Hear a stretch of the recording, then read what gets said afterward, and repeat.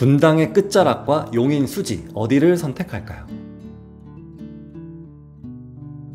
사연을 읽어보도록 하겠습니다. 수지 신정마을 8단지, 수지 벽산 블루밍, 분당 무지개마을 1단지 이 3개 아파트를 비교해보고 하신다고 합니다. 먼저 신정마을부터 볼게요. 신정마을 8단지 1239세대 여기는 특이하게 평수가 24평 단일 평수로 되어 있습니다. 최고가 8억까지 갔다가 올해 초에 5억 중반에 저점을 다지고 최근에는 1억이 오른 6억 중반대에 거래가 되고 있어요. 많은 분들이 수지구청역을 좋아하시는데요. 이유는 여기가 가성비 너무 좋은 곳이기 때문이에요. 수지구 그 안에는 일자리가 별로 없지만 주변에 일자리가 많다 보니까 판교와 광교는 너무 비싸기도 하고 그 중간에 있는 여기가 맞벌이 부부의 성지라고 말씀드릴 수 있겠습니다. 그래서 실거래가 양을 보시면 거의 3,000세대나 있을 법한 그 실거래가 양이 매달 찍히고 있어요. 그만큼 선호도가 높고 황금성이 좋다는 뜻이겠죠. 수지구청 근처의 장점 중에 하나는 신분당선이라는 게 있는 거고요. 두 번째 장점은 수지구청역 근처의 학군이 꽤 괜찮다는 겁니다. 학원가도 있어서 그 안에서 해결이 대부분 가능한 거겠죠. 다음에 보실 아파트는 수지 벽산 블루밍 아파트인데요.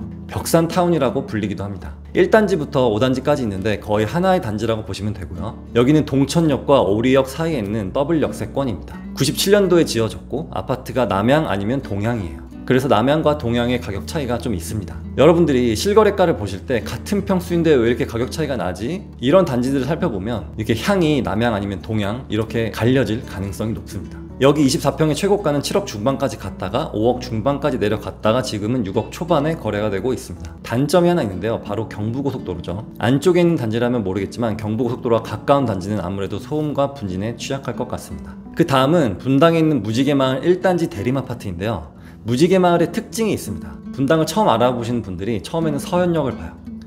비싸네. 그 다음 또 정자형을 봅니다. 와, 더 비싸네. 그러다가 순회를 봅니다. 와, 여기도 만만치 않네. 이러다가 찾다가 선택하게 되는 게 무지개마을인데요. 여기는 25평이 8억 초반까지 갔다가 현재는 6억 중후반에 거래가 되고 있습니다. 여기서 오리역까지 걸어서 1km 정도인데 걷기에는 살짝 부담이 있는 거리라 마을버스를 한번 이용해야 되고요. 역세권 상업지역과 거리가 있는 만큼 매우 조용한 것을 선호하시는 분들께는 만족도가 높은 곳입니다. 하지만 여기의 단점은 아까 말씀드린 대로 역과의 거리 말고 또 하나 있는데요. 분당의 끝이다 보니까 여기가 용인인지 분당인지 체감적으로는 구별이 안 간다는 거죠. 우리가 분당 하면은 중앙공원이 있고 학원가가 있고 쟁쟁한 학교들이 있고 판교 테크노밸리와도 가깝고 경기도 1등으로서의 어떤 부촌의 향기가 나는 이미지가 있는데 여기는 좀 그렇지 않다는 겁니다. 한번 정리를 해볼게요. 수지 신정마을 8단지, 수지 벽산 블루밍, 무지개마을 1단지 대림 최고가와 현재 시세는 거의 다 비슷합니다.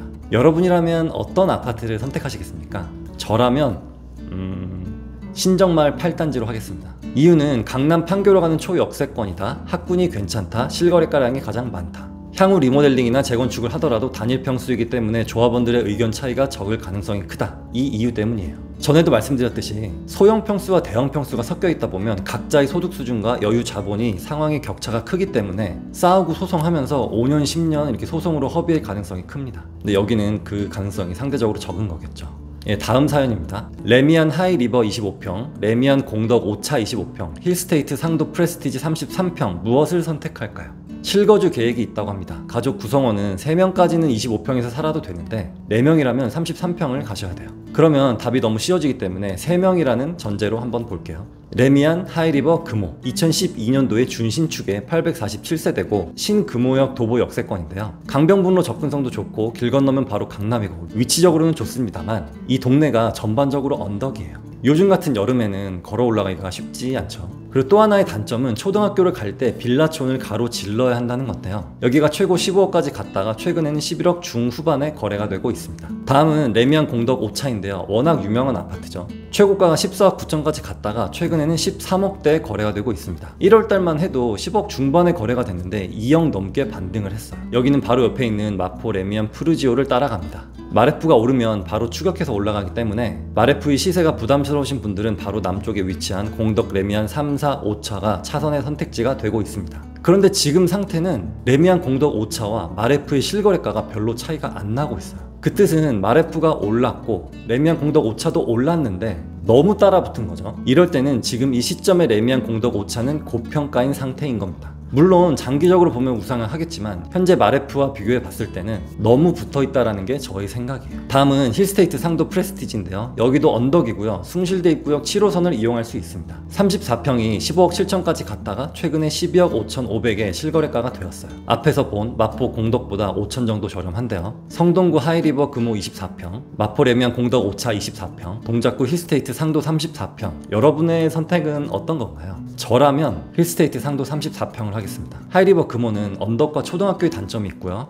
레미안 공덕 5차는 이 셋 중에서 입지가 가장 좋기는 하지만 현재 가격이 마레프와 너무 붙어 있어서 고평가라는 느낌이 들기 때문입니다. 그래서 이럴 때는 차라리 마레프를 사는 게 더 맞아요. 그래서 이분이 마포에 관심이 있다 하면은 마레프 25평을 사는 게 맞는 선택일 것 같습니다. 만약에 가족이 4명 이상이라면 힐스테이트 상도를 선택해야 되는데요. 여기 남쪽으로 동산 같은 게 있거든요. 그래서 여기를 보실 때는 너무 저층을 해버리면 동산보다 낮아서 약간 반지하 같은 느낌이 들 수도 있습니다. 하지만 고층 뷰는 나무로 덮인 산뷰가 나오고 멀리는 시티뷰가 쫙 나옵니다. 그래서 여기를 선택하실 때는 꼭 고층으로 선택을 하셨으면 좋겠어요. 결론을 내리면 가족 구성원이 3명 이하라면 마포 레미안 푸르지오, 4명 이상이라면 힐스테이트 상도에 한 표를 드리도록 하겠습니다. 물론 대한민국에 있는 아파트들 다 비교하면 더 좋은 선택지가 있을 수도 있겠지만 사연자분이 자신의 상황을 고려해서 몇 개로 추린 거기 때문에 그 안에서 가장 좋을 것 같은 저의 주관적인 의견을 드린 겁니다. 여러분들이 질문이 있으시면 간략하게 댓글로 적어주세요. 아파트 3개와 실거주할 것인지 아니면 임대만 줄 것인지, 가족 구성원은 몇 명인지, 출퇴근은 어디로 하는지 이 정도만 딱 적어주시면 선정해서 영상으로 답변을 드리도록 하겠습니다.